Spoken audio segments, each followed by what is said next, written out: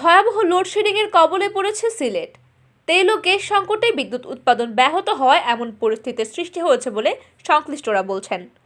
Ukraine যুদ্ধের কারণে তেল সংকট দেখা দেওয়ায় তেল ভিত্তিক বিদ্যুৎ কেন্দ্র এবং বিবিয়ানা গ্যাস প্ল্যান্ট শাটডাউন করায় গ্যাসের অভাবে গ্যাস ভিত্তিক বিদ্যুৎ উৎপাদন বন্ধ হয়ে গেছে। ফলে চাহিদার চেয়ে অনেক কম বিদ্যুৎ উৎপাদন হচ্ছে। এই ঘাটতি পূরণে সারা দেশে লোড ভাগ করে দেওয়া হচ্ছে। ফলে সিলেটে প্রতিদিন গড়ে 12 ঘন্টায় থাকছে না বিদ্যুৎ। গ্রাহকরা জানিয়েছেন প্রায় প্রতি ঘন্টায় লোডশেডিং হচ্ছে সিলেটে। এ কারণে লাখ লাখ গ্রাহককে লোডশেডিংয়ের ভোগান্তিতে পড়তে হচ্ছে। এছাড়া বিদ্যুতের অভাবে ব্যবসা বাণিজ্য সহ সব ক্ষেত্রেই স্থবিরতা বিরাজ করছে। বিদ্যুতের অভাবে সেচ যন্ত্র বন্ধ থাকায় চলতি আউশ মৌসুমের আবাদ ক্ষতিগ্রস্ত হচ্ছে। সিলেট জুড়ে প্রতিদিন কমপক্ষে 10 বার বিদ্যুৎ যাওয়া আসা করায় জনজীবন অতিষ্ঠ হয়ে পড়েছে। মহানগরীর মদিনা মার্কেট এলাকার ফার্মেসি ব্যবসায়ী সাইফুল জানান, দিনে কমপক্ষে 10 বার লোডশেডিং হয়ে থাকে।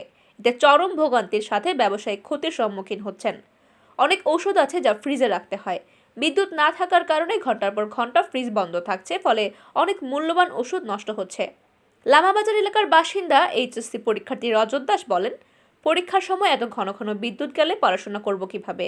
দিনের অর্ধেক সময় বিদ্যুৎ থাকে না। আবার রাতে পড়তে বসলেও বিদ্যুৎ ঠিকমতো পাওয়া যায় না।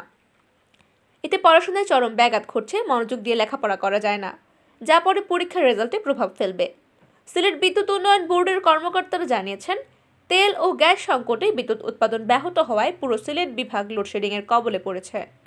ইউক্রেন যুদ্ধের কারণে তেল সংকট দেখা দেওয়ায় তেল ভিত্তিক বিদ্যুৎ কেন্দ্রগুলো বন্ধ হয়ে গেছে।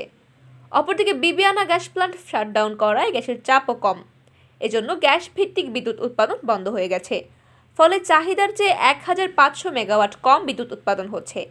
এই ঘাটতি পূরণ করতে ন্যাশনাল লোড ড্যাসপাচ সেন্টার NLDC সারা দেশে লোড ভাগ করে দিচ্ছে।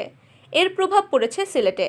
বিউবো সিলেট বিক্রয় ও বিতরণ 2 এর নির্বাহী প্রকৌশলী শামস আরেফিন জানান, তার অধীনস্থ এলাকায় 60,000 গ্রাহকের জন্য 37 মেগাওয়াট বিদ্যুৎ প্রয়োজন।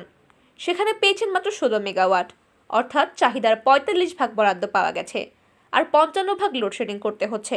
ফলে 1 ঘন্টা বিদ্যুৎ সরবরাহের পর 1 ঘন্টা বন্ধ রাখা হচ্ছে। নতুন করে বিদ্যুৎ সরবরাহ না মিললে এভাবেই চালাতে হবে।